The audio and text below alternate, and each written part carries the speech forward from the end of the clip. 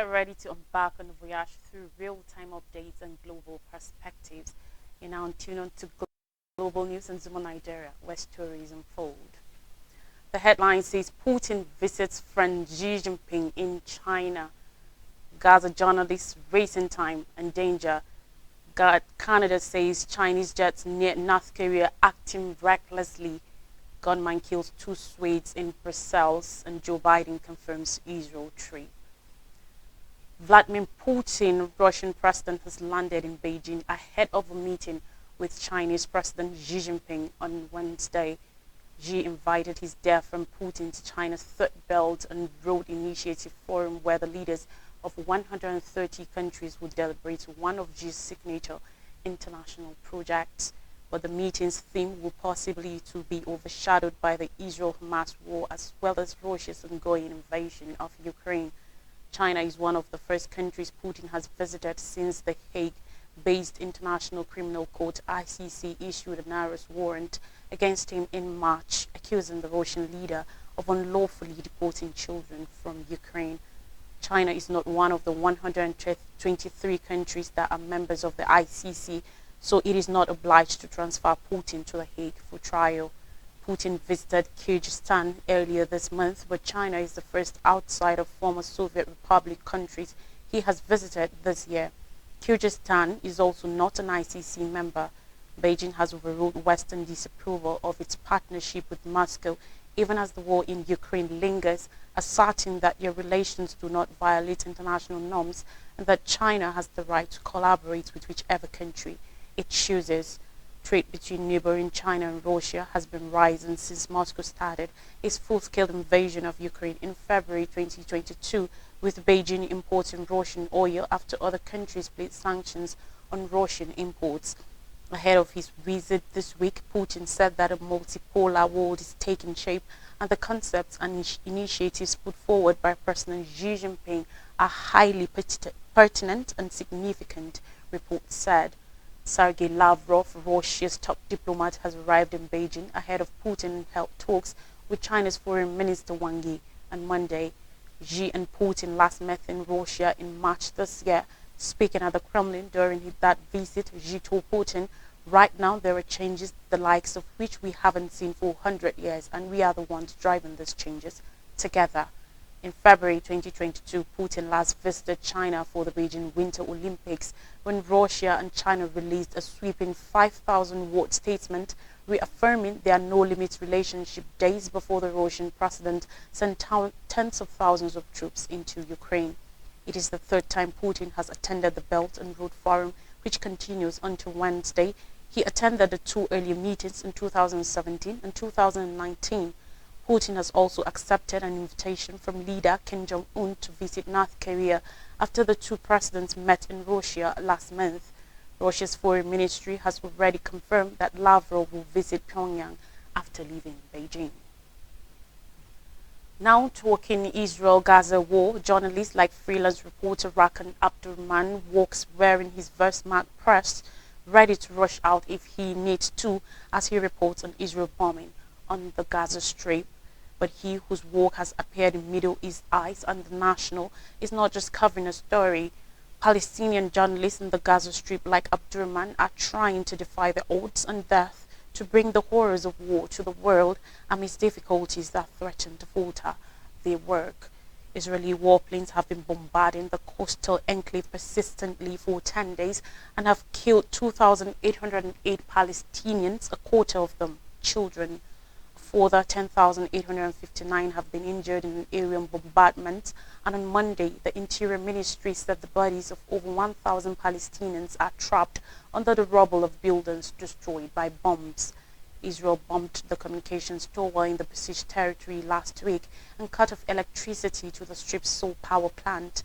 The actions are part of the total siege Israel has implemented in reaction to the surprise attack on October 7th by Hamas fighters on the Israeli military bases and surrounding Israeli towns and settlements outside of the Gaza Strip.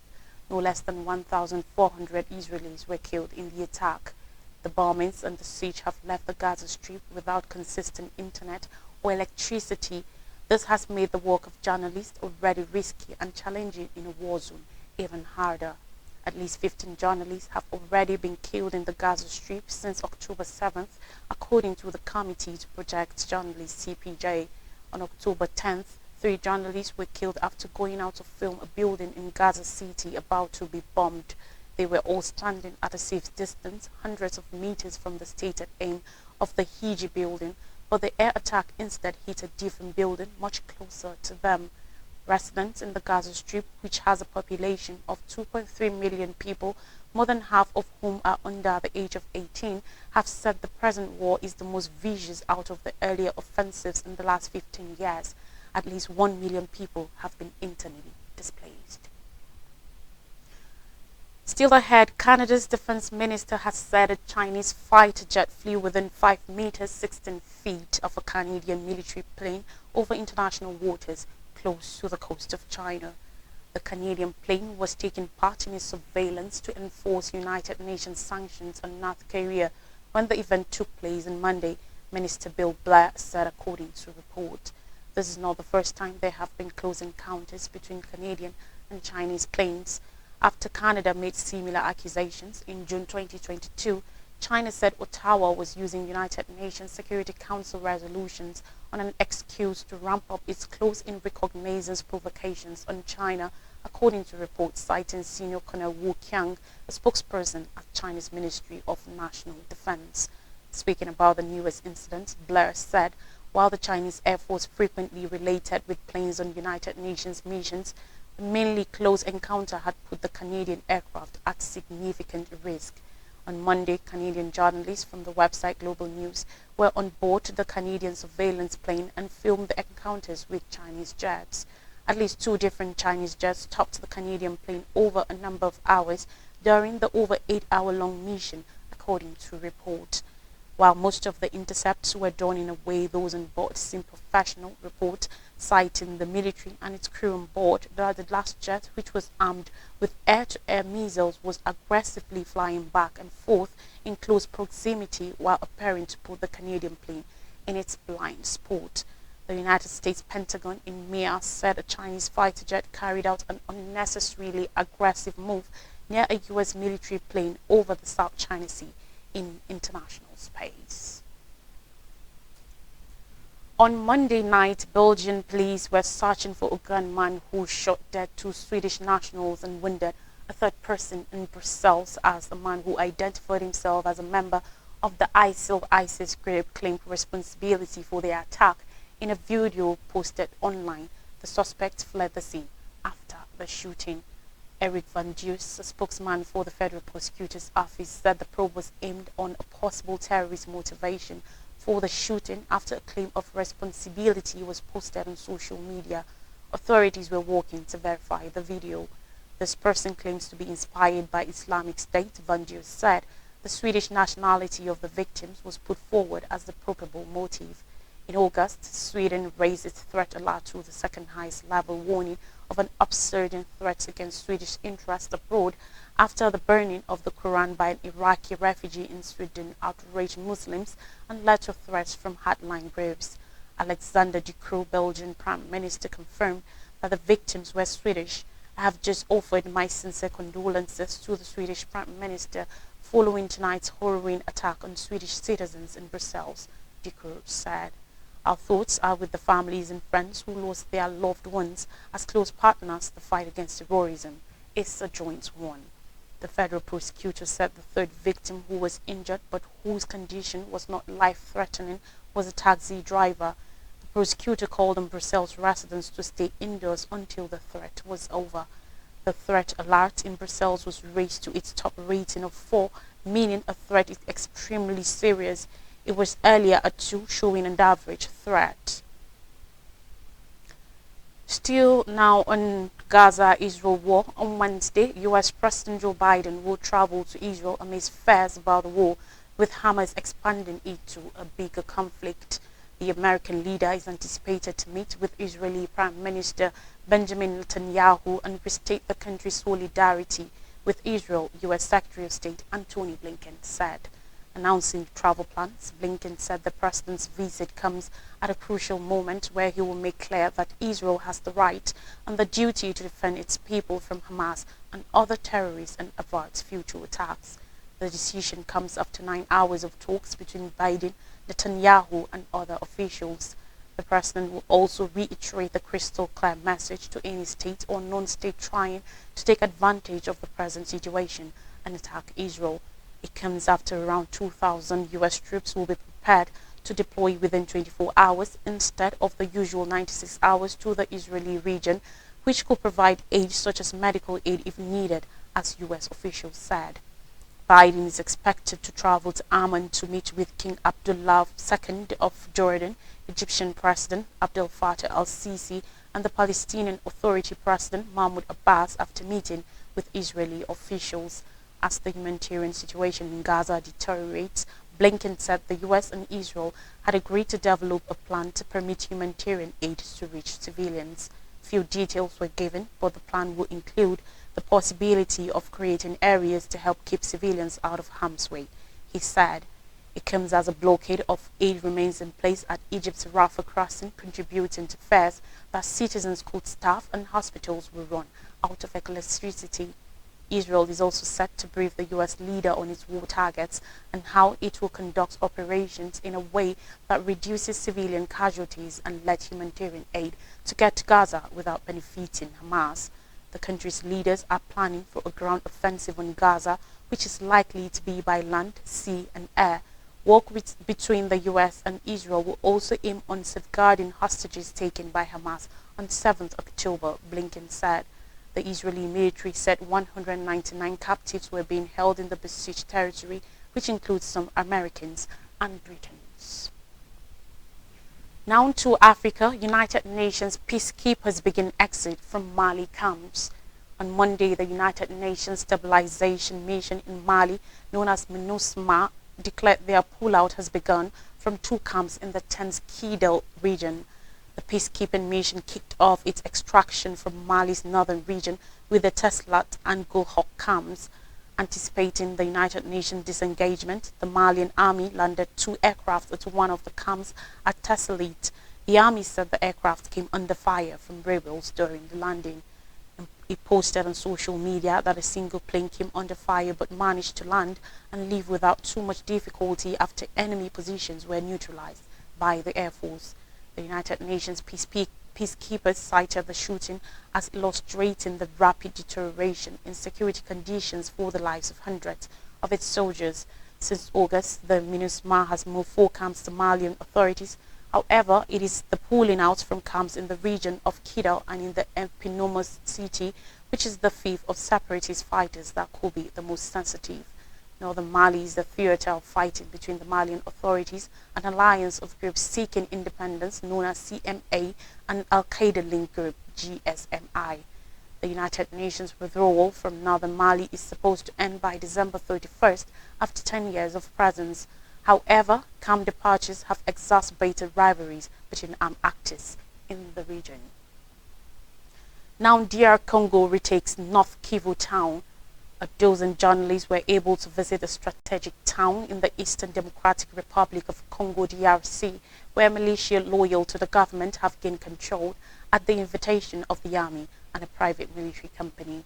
Rwanda-backed M23 rebels and militias loyal to the Congolese government have fought across the area close to Kitshanga recently, breaking a dangerous truce that has lasted for months.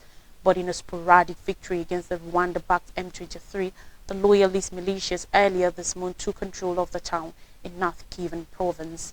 The Congolese army is observing a ceasefire with the M23 officially, but numerous local residents and security officials say the army is lending support to the loyalist militia. In Kitshanga, which is close to the present front lines, the air was calm with women selling food at markets, shops open and dozens of armed men, both soldiers and militiamen, strolling about. The Tutsi-led M23 rebels hold an offensive in late 2021, beating the Congolese army and taking swaths of North Kivu, driving over 1 million people from their homes. The eastern part of the DRC has been plagued by violence from local and foreign armed groups for nearly 30 years. It's time for a short breather, but the news continues. Don't wander far. We'll be back in a moment with more headlines and insights.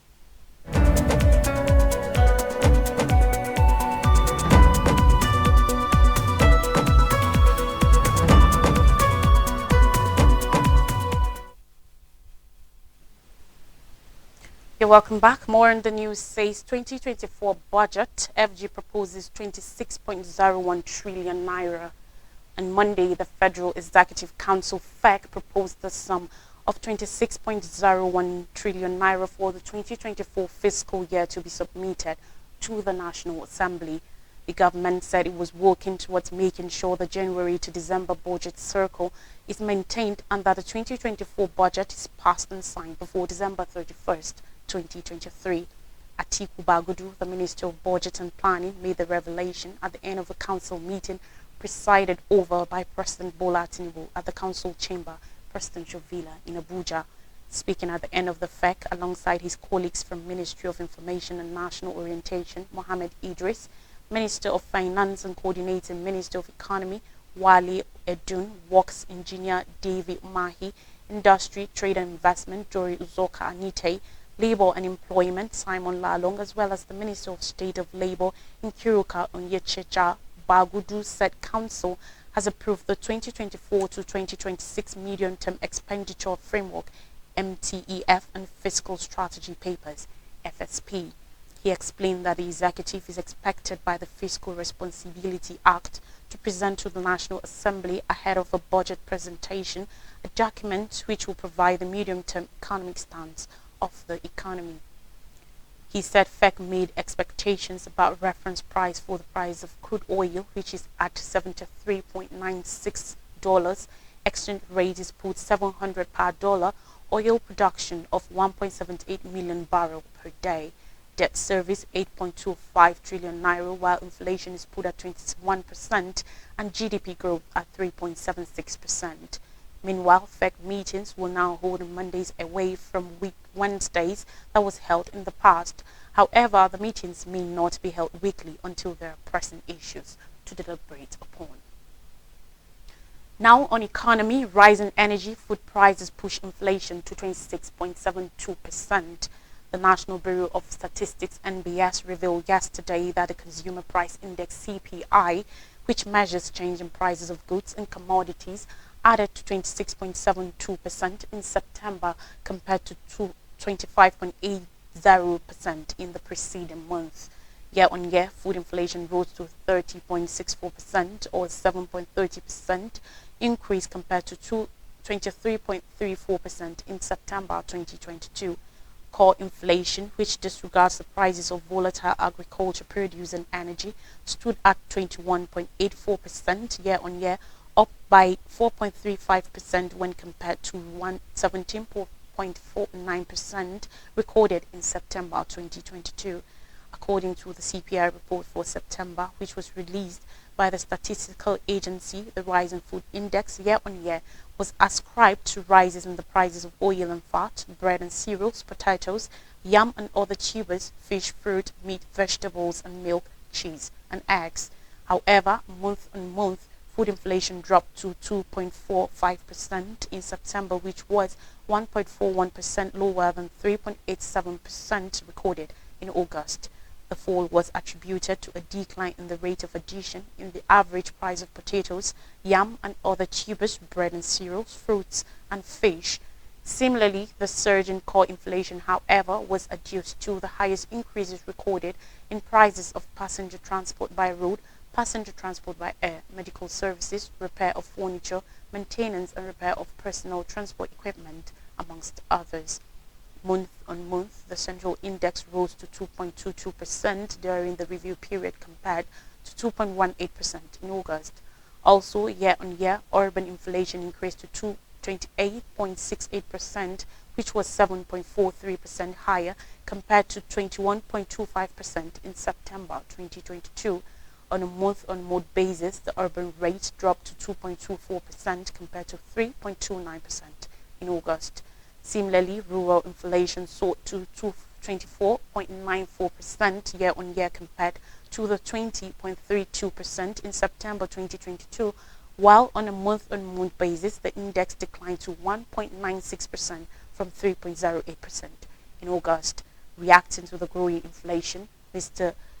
Bismarck Rowan, Chief Executive Financial Derivatives Company Limited, attributed the rising inflation, especially the food component in Nigeria, to largely logistical constraints, particularly bad roads and the high cost of diesel for transportation. And finally, on the news, Appeal Court ousted Adamawa Senator Abo. On Monday, the Court of Appeal sitting in Abuja sacked Elisha Abo, the All Progressives Congress APC lawmaker representing Adamawa North Senatorial District.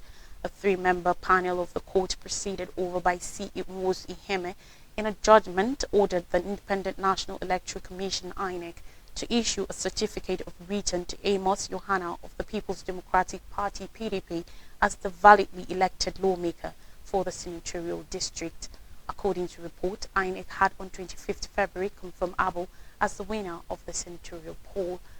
Dissatisfied with the declaration, Yohana, a clergyman, and the PDP filed a petition before the National and State Houses of Assembly Election Tribunal sitting in Yola, Adamawa State, challenging the return of Abo in the election. In its judgment, the tribunal dismissed Yohana's petition for lack of merit. Further dissatisfied with the tribunal's decision, the PDP candidate, through his counsel Johnson Usman San, approached the appeal court via appeal number CA/YL/EP/AD/CSEN/OC/2023 between Amos Kumai Yohana and Ishaku Elisha Cliff and others. The Court of Appeal, after hearing arguments from parties, agreed with Usman that based on Section 137 of the Electoral Act 2022, the results tendered clearly showed that there was no compliance with the Electoral Act. Thereafter, the court deducted the invalid votes from the parties and found that Mr. Yohana of the PDP won the election by a majority of lawful votes. The court set aside the certificate of return issued to Abo and ordered INEC to issue the same to Yohana as the valid winner of the election. Abo, 47, was first elected in 2019. That year, shortly after he became a senator, he was caught on camera physically assaulting a woman in Abuja, according to reports. A recap of major stories says Putin visits friend Xi Jinping in China. Gaza journalists racing time and danger. Canada says Chinese jets near North Korea acting recklessly. Gunman kills 2 Swedes in Brussels, and Joe Biden confirms Israel trip. That's a wrap on today's news. Until next time, stay informed, stay engaged. That has been Global News in Zuma Nigeria and Echo Television International with me, Lois Reki. Stay blessed.